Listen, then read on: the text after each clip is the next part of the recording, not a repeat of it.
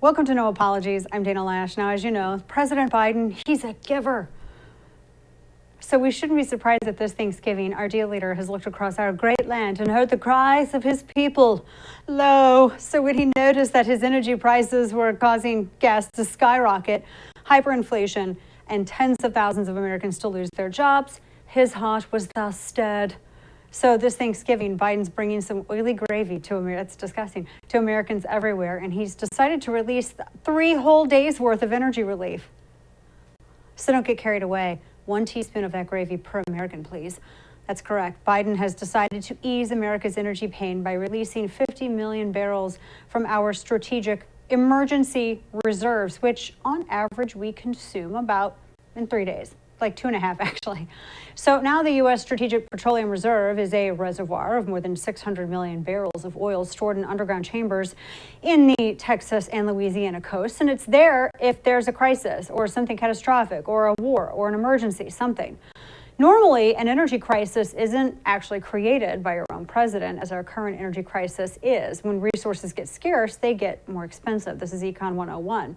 Yet, the moment that this administration was elected, its number 1 priority was to turn off those oil spigots. And one of the first things that the Biden administration did was to stop private extraction on public land by terminating new leases and in process and allowing existing leases, those privately leased processes on public land, to sunset. And the reason for these moves was because of climate change and global warming. Now, remember, this is coming off of the total energy independence that was achieved under former President Trump.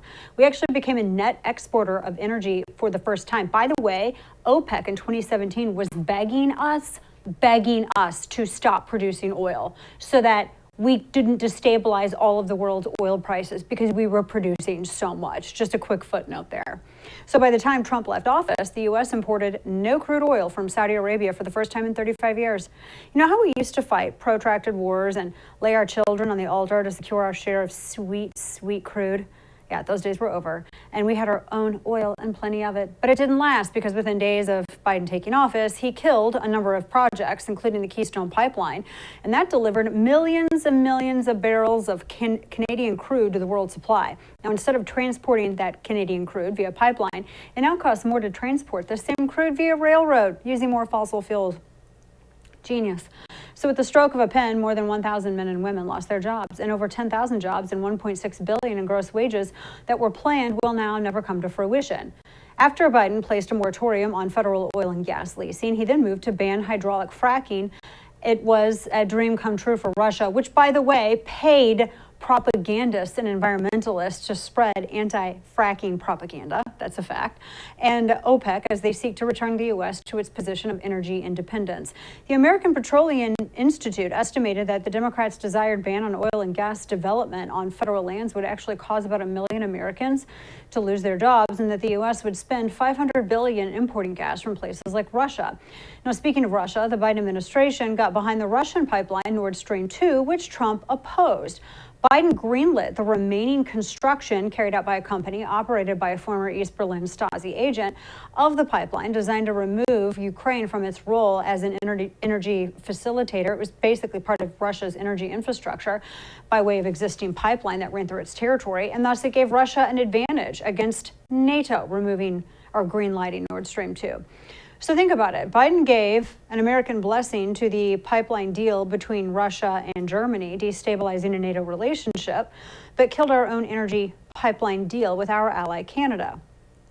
Thanksgiving may be an American holiday, but Putin can give thanks to Joe Biden this year. All of this had a cost, by the way, and you're paying it at the pump. I paid $74 for 20 gallons of gas on Sunday. No joke. In fact, it was a little over $74. The average price of a gallon of gas stands at $3.39 average. That's about $1.30 per gallon higher than just a year ago. And it's 40%, that's about 40% higher. Bank of America recently predicted that the price of crude, which drives the price of gas, could go up by another 45% just by June of next year. And you may have noticed that the price of everything is rising, and rising incredibly fast too. And that's because if you can even get the supply chains running efficiently, again, the energy to move those goods is making everything more expensive.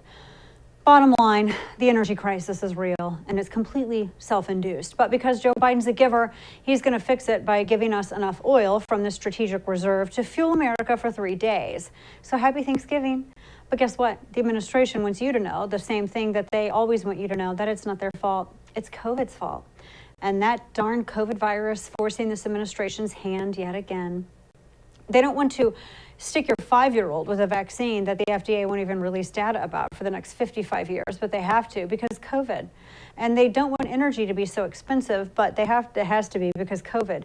Energy Secretary Jennifer Granholm said in a statement, quote, "As we come out of an unprecedented global economic shutdown, oil supply has not kept up with demand, forcing working families and businesses to pay the price. This action underscores the president's commitment to using the tools available to bring down costs for working families and to continue our economic recovery," end quote. So you want to use some tools to bring down costs for working families. How about allowing fracking and drilling in Alaska or Keystone XL? I mean, that brings down costs for America's working families this Thanksgiving. But no such luck, because the only thing that Biden gives Americans is the shaft. Whether at the border or, and I meant to say Joe Biden because with Hunter it could get weird, that line.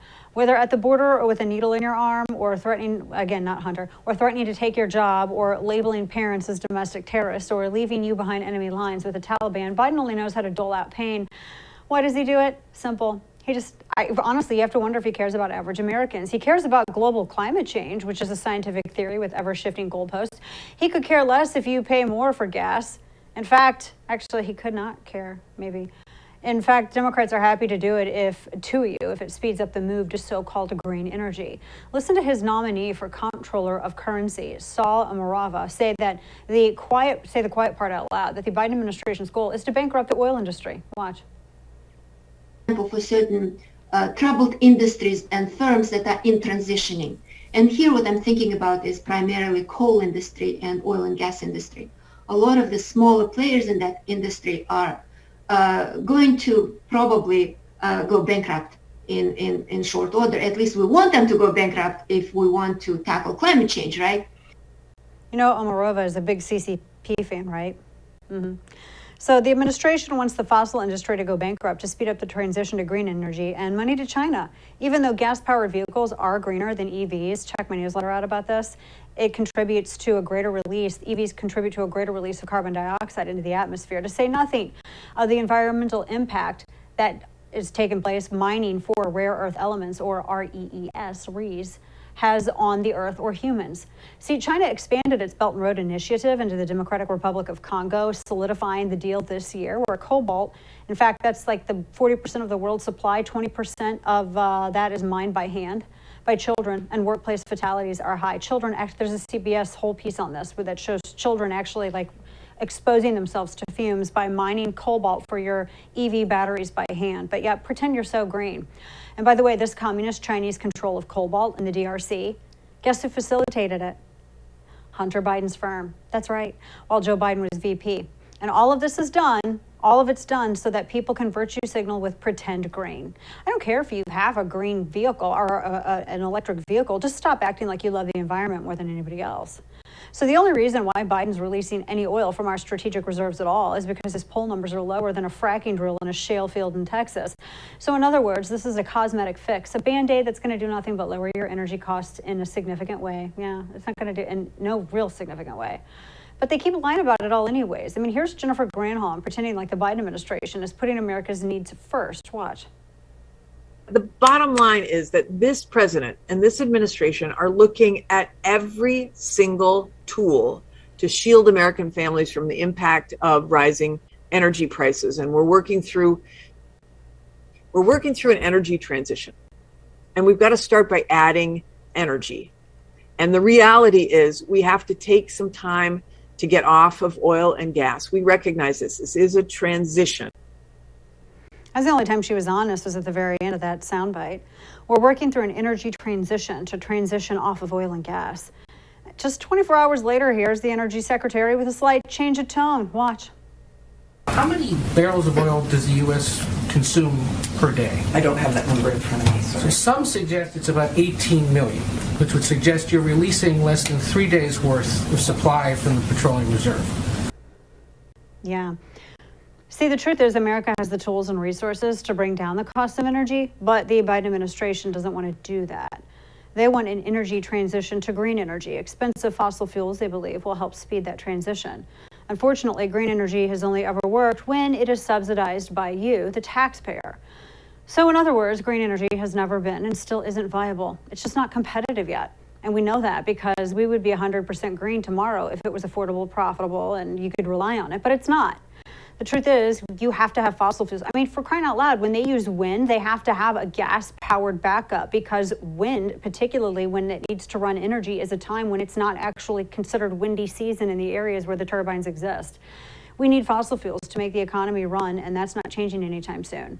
At some point, reality kicks in as energy prices rise, and even the president's forced to tap our strategic reserves to make the economy run as much as he says he doesn't want to. Now, the economy must have cheap, available energy, or like an engine, it'll seize up. And our strategic reserves, which we shouldn't be tapping with to begin with, good heavens, it's not going to provide enough fuel for our economic machine. The administration now has to ask our enemies like China to also release their reserve oil supplies into the market so that Americans can get some relief. No joke. Here's Jen Psaki just a couple hours ago confirming this. Watch. I think, one, there have been a number of countries who have already announced planned releases, including China, including India, Japan, Japan, I think, has the intention to, the Republic of Korea, and the United Kingdom. So there are a number of countries that either have or will. That's part of the discussions we've had. I don't want to obviously speak for them. These are just the countries we've had discussions with, I should say, to be more specific. We now have to have China's help and oil in order for us to avert an inflationary energy crisis. So insane. The administration achieved this feat of energy dependence on our enemies in less than a year. Turning off our energy production here just means that it has to come from somewhere else, and we're making it hard for companies to produce energy in America. Too many regulations and hurdles, some of which are completely needless. America has some of the cleanest extraction methods in the world, but it doesn't matter because the administration doesn't want fossil fuels. They want to give all the power and money to China, apparently. I guess the Bidens get a kickback. So since we can't actually get off fossil fuels, they export the production to someone else, enriching our enemies in the Middle East and China. That makes us dependent on them. But we're supposed to feel good that we're not producing fossil fuels in America, even though we're consuming them all the same. The administration will never admit that they got us stuck in this pit, so they found yet another thing to blame: capitalism. Like these energy companies are the ones at fault. They're price gouging you. Here's what Psaki had to say about this in last night's teleconference. It says, we will continue to press oil companies who have made record profits and are overseeing what we consider to be price gouging out there when there's a supply of oil or the price of oil is coming down and the price of gas is not coming down. It does not take an economic expert to know that's a problem, end quote. See, it's not the administration's fault. It's the company's fault.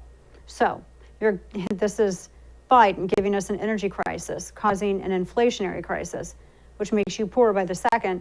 And he did it by cutting fossil fuel production in order to save the world from that boogeyman known as climate change.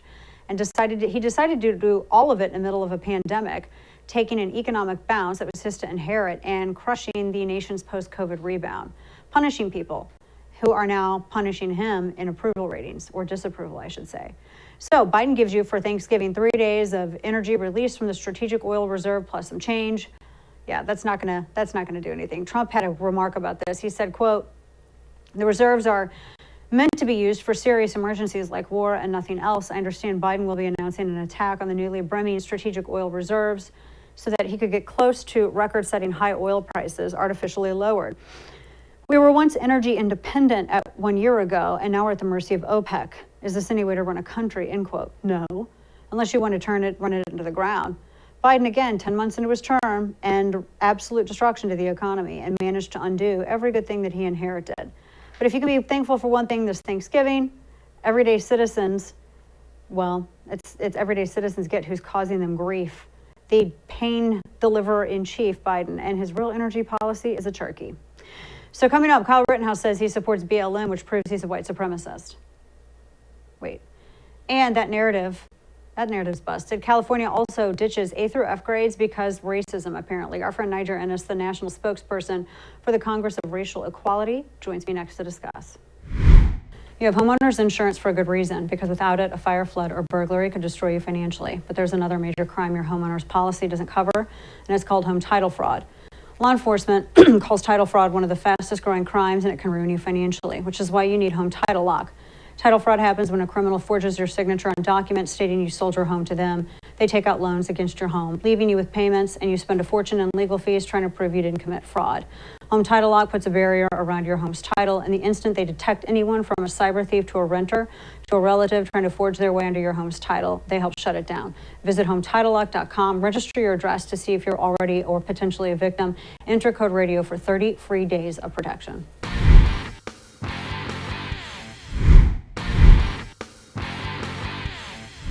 Why do you think people were burning car stores? What does that have to do with civil rights? I don't know. I think it was opportunists taking advantage of the BLM movement. I agree with the BLM movement. I agree everybody has the right to protest and assemble, but I do not agree that people have the right to burn down. I don't appreciate that people are burning down American cities to try to spread their message. I think there's other ways to go around and do that. This has been a fascinating answer from the Rittenhouse interview last night, because all I've heard for the past, I don't know, however many months now is that, oh my gosh, Kyle Rittenhouse, wait a minute, he supports BLM, but he's a white supremacist who supports BLM. Kind of a wrinkle in that narrative, right? This case was about self-defense and nothing else.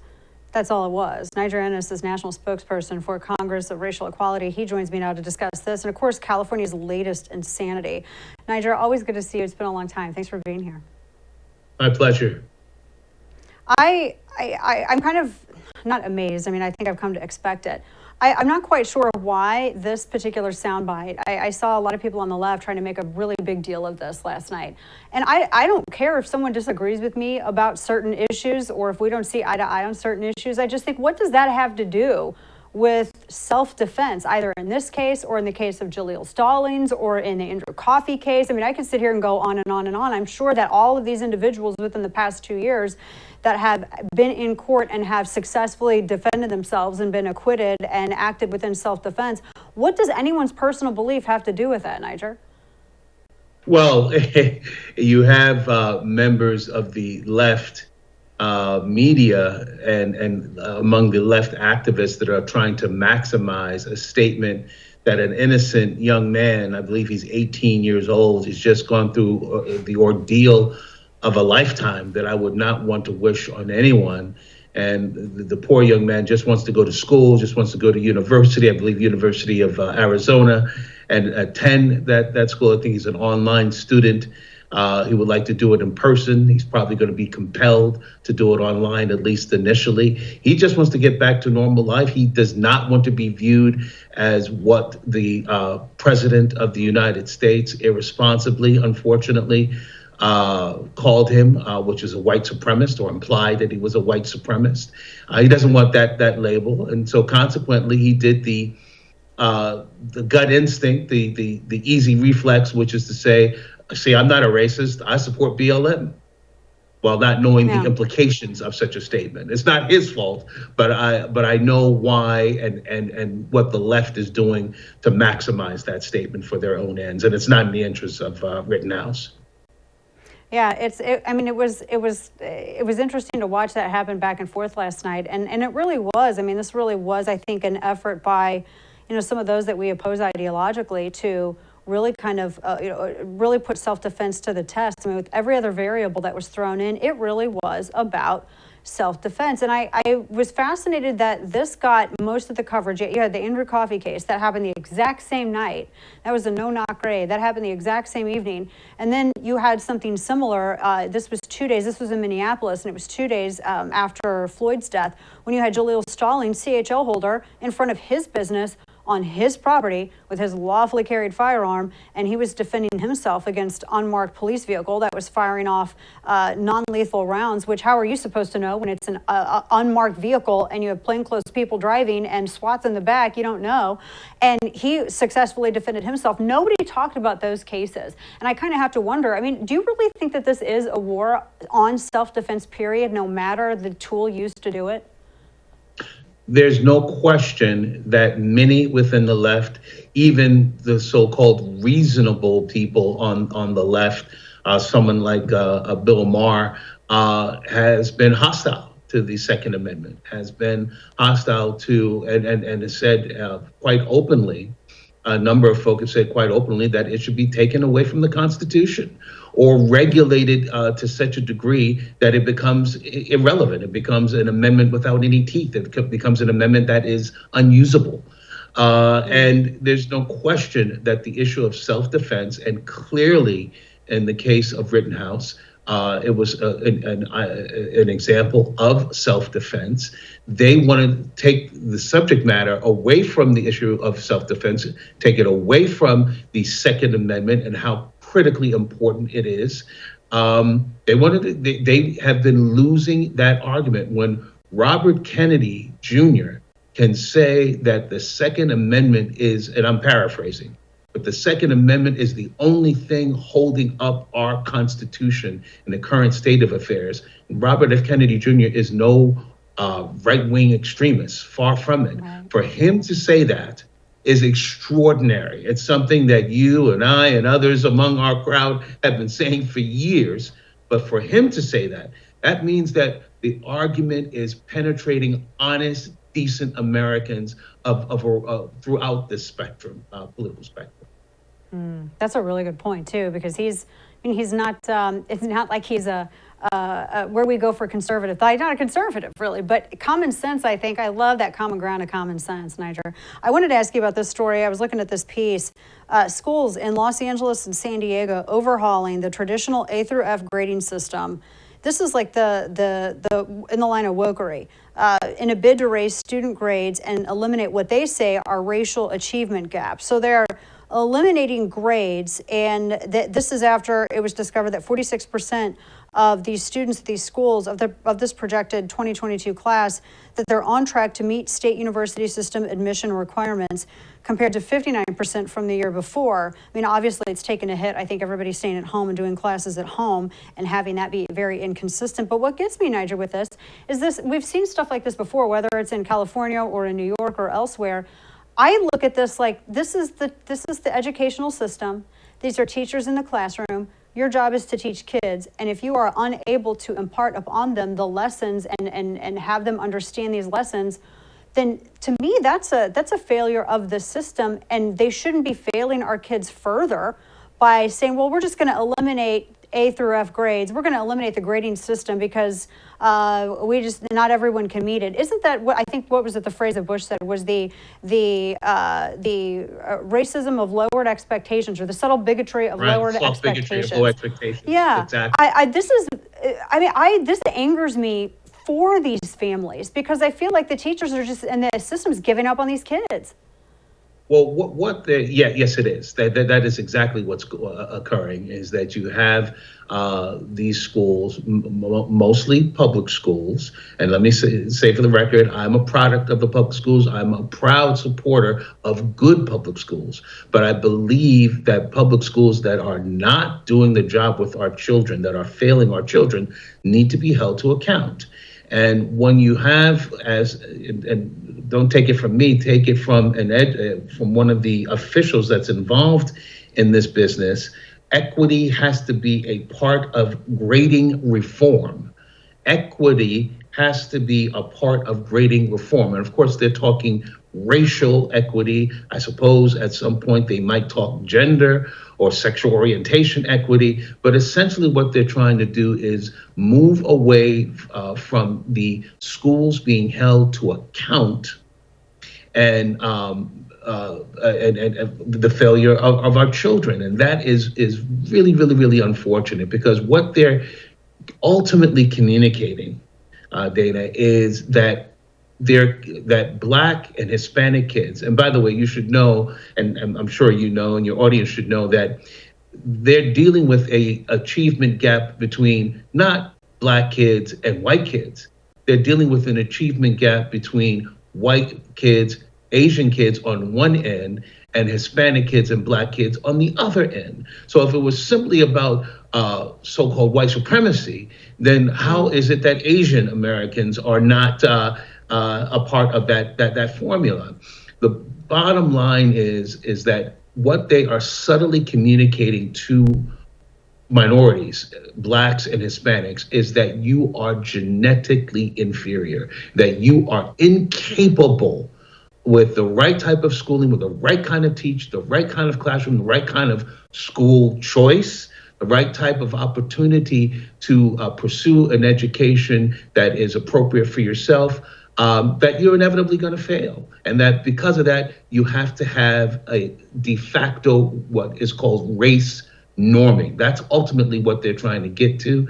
And that was made illegal by the 1991 Civil Rights Act. Yeah, it's so abusive when you break it down and you look at it, because the intimation is that a student themselves cannot improve themselves without the help of the government, or that whatever status you are born into, or whatever skill set you have, you cannot improve upon it by yourself alone. You're helpless without the government. That is just such an abusive mindset and we wonder why our youth have so many problems. Maybe it's because of abusive garbage like this, honestly. I mean, if this were, I just keep thinking, if this were in any other situation, somebody would be like, should I call Division of Family Services on you? Because this is abusive. And yet we're doing it to our kids in schools, Niger. And the fact that it's coming from the left is particularly strange and unusual. You know, Dana, and preparing for the show, I did some research and I rediscovered my father, Roy Innis, longtime chairman of the Congress for Racial Equality, may he rest in peace in heaven. That, 50 years ago, he debated William Shockley, who said that blacks are genetically inferior and must be sterilized, must have population control. We have to reduce the numbers of blacks because they are genetically inferior.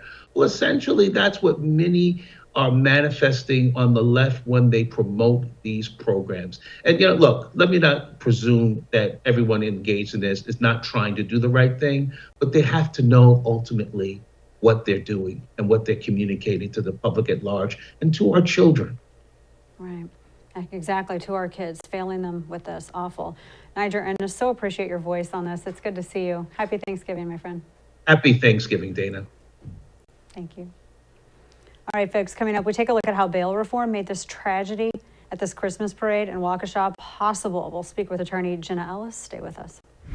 Thanks to Biden's economic policies, job numbers are still abysmal and inflation is still skyrocketing. And still, instead of following the former president's pro-business agenda that had the economy booming, Biden still wants to tax corporations and still pass trillion-dollar bills that we still can't pay for.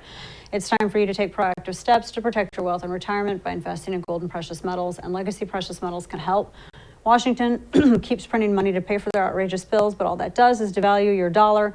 Gold offers you a hedge against inflation, and as the dollar gets weaker, gold gets stronger. My friends at Legacy Precious Metals are the gold standard when it comes to investing in precious metals, and they have a team of experts who can counsel you on the best options for you and your family. Don't leave your retirement to chance. Call Legacy Precious Metals at 866-580-2088 or visit them online to download their free investor's guide full of useful information at legacypminvestments.com.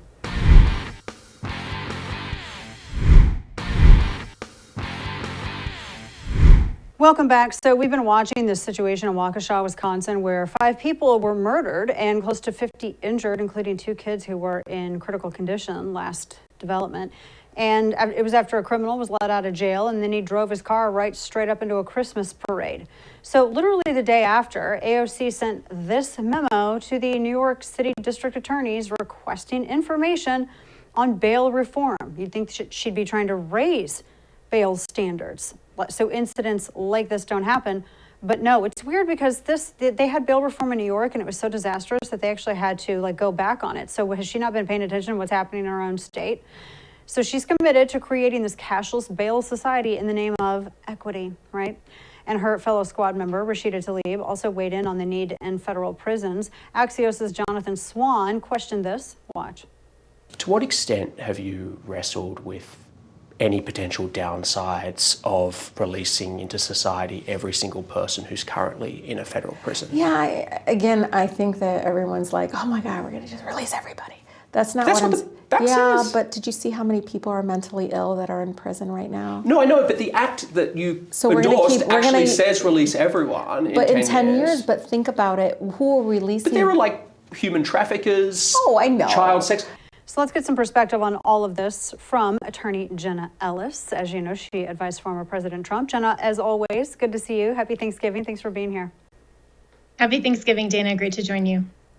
It's so sad to think that in looking at the situation in Waukesha, and as we were learning more about this criminal, how he had run over, from my understanding, his ex-girlfriend, his child's mother, and then he had been detained twice previously. The first time he was let out, his bail was, I think it was something like $7,500, reduced to $500, which he posted. He walks free. The next time he's arrested, he posts bail. It was reduced to $1,000. He walks free. Bail reform clearly is not, like a cashless bail system clearly isn't the answer here. And I just think that this might not have happened had this very dangerous individual still been incarcerated. Of course it wouldn't happen if he was still incarcerated. Talk to us about this, because AOC's in New York. Bail reform was so bad in New York, they had to go back, they had to undo it.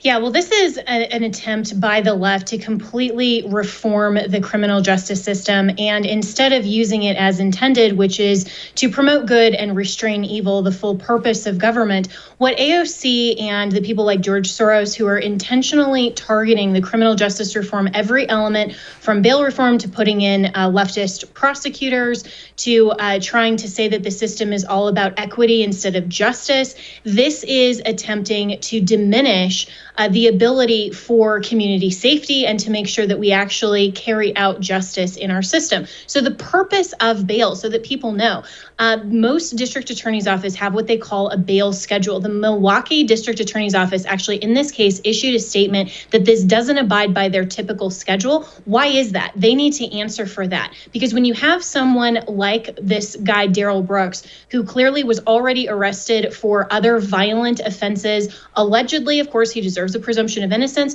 but community safety past alleged crimes, whether or not he was on bail, there's this entire metric that district attorneys go through when they're arguing an appropriate bail amount to a judge. And one of those things is community safety risk. And clearly, this individual did not deserve to have such a low bail. Now, whether or not he deserved to remain incarcerated pending the outcome of his other charges, that can be debated. But the fact that he had such a low bail amount just shows that he had absolutely no consideration for community safety, and neither did, more importantly, neither did the district attorney's office. And they are vested with the authority and responsibility to make sure that they keep the community safe. And Jenna, from everything I read about this DA, he's a big proponent of basically what AOC has been talking about, cashless bail, or at least bail reform. He buys into all of the equity argument of it, et cetera. It's like a CRT in our justice system.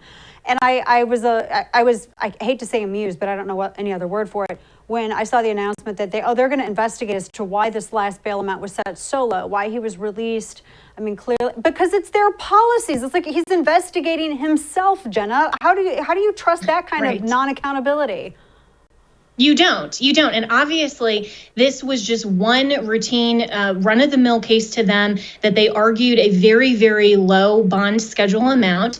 And so it just happened to get national attention because of the tragedy that happened at the Christmas parade there in Wisconsin. But this happens every day all over the country. And Dana, I just spent my entire podcast, The Jenna Ellis Show, on this very issue because I've been a prosecutor, I've been a defense attorney. Arguing bail amounts is very important. And of course, we can respect the fact that our U.S. Constitution, our Eighth Amendment, requires that reasonable bail is something that our system protects people who just have alleged offenses. But that doesn't mean that you don't have any bail at all, or that we completely do away with our justice system. What the left is trying to do here is make this a race issue. You're right that it's basically critical race theory as applied to the criminal justice system. And what they want to do is undermine bail for violent offenders on the basis of race, rather than appropriately what the alleged offense charged, the criminal history of the specific individual. Skin color has nothing to do with it, nor should it.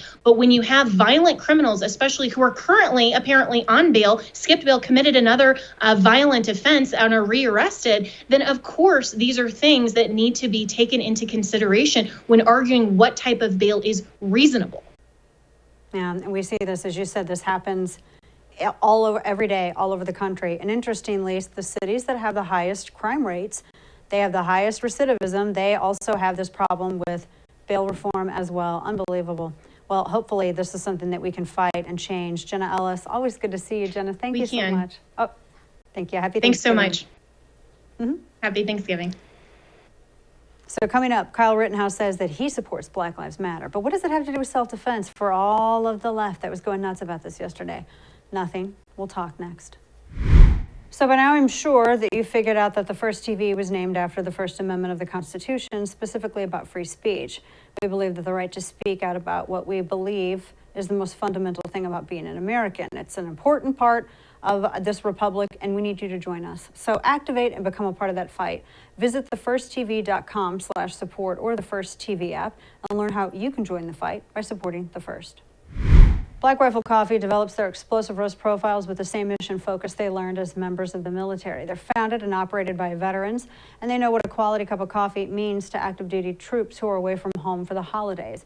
And so as a result, Black Rifle Coffee is committed to supporting all who serve, and they believe in your Second Amendment right of self-defense. I mean, they only told me twice on a radio program interview that I hosted myself and asked, but whatever. In 2020 alone, they donated over 6 million cups of coffee to soldiers overseas, law enforcement officers, firefighters on the West Coast, and medical workers during the COVID response. And this November, for every coffee purchase you make, they send a bag of their limited edition holiday roast to service members overseas for Christmas morning delivery. Help support the cause. Visit blackriflecoffee.com/DanaTV and get discounts when you use code DanaTV on all kinds of coffee, apparel, and gear. Plus, get 20% off your first month of Coffee Club.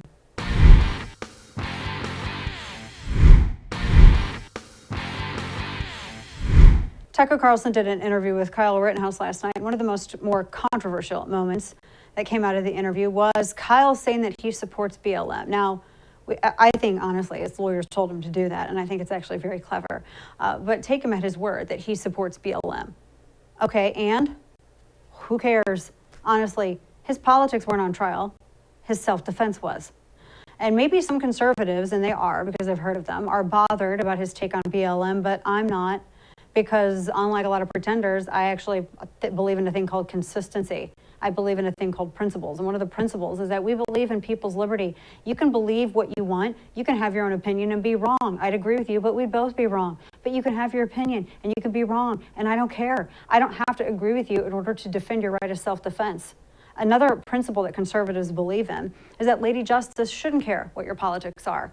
Lady Justice has to be blind to those politics, just as the blindfold indicates when she holds the scales. I mean, that's what she uses as the measure. The strength of a case is support and opposition. That's called evidence. Justice should not be interested in gender or race or politics. Rittenhouse could be a communist for all I care, and while it would make him completely wrong, he would be no less innocent than he already is, because on August 25th, 2020, he did what the U.S. Constitution allows him to do: defend himself. You don't have to agree with his politics. I don't even know what his politics are. I mean, clearly, obviously, he supports the Second Amendment, but other than that, do you know what his politics are? I don't, and it's irrelevant. It shouldn't matter, nor should it matter to anybody else. But apparently this matters to the left, who have to check all these boxes and don't have any consistency. They do have a revolution to pull off in America, and if some people like Rittenhouse have to be destroyed along the way, so be it. So that's why BLM posted this in response to Rittenhouse saying he supports BLM. They said they don't want his support because they're not really about Black lives, they're about Marxism. See, the BLM riots were about teaching American people that the revolution will proceed with violence if you try to stop it, so you'll be destroyed. Rittenhouse was just a kid with a rifle that defended his life. That was it. And so that's all it is. He was not, I guess what they were considering, he's a litmus test for whether self-defense against a Marxist mob is possible in America. If Rittenhouse was found guilty, it would not change the Marxist violence at all whatsoever. I mean, look at this response from Kimberly Crenshaw. She's the academic Marxist who coined intersectionality. She tweeted this about the acquittal of Rittenhouse, quote, "Acquitted, all effing charges, understand what this means," end quote. Well, because Kimberly Crenshaw doesn't understand what it means, I do. It means justice prevailed. It was an affirmation that self-defense and the Second Amendment is alive and well in America. A Marxist revolution is really hard to pull off when people are free and armed. And that freedom that's provided by the Second Amendment, which also guarantees you're free to think and say what you believe, including things I don't agree with, like supporting the idea that the whole country needs to be rebuilt, which is the core of BLM. No, the Second Amendment is what makes the First Amendment an America possible. Marxist organizations like BLM and revolutionaries like Kimberly Crenshaw, who apparently have no grasp of history, or they do, but they don't care, know this all too well. So this Thanksgiving, I'm thankful that Kyle Rittenhouse was acquitted. I'm thankful that justice was served. I'm thankful for my Second Amendment rights.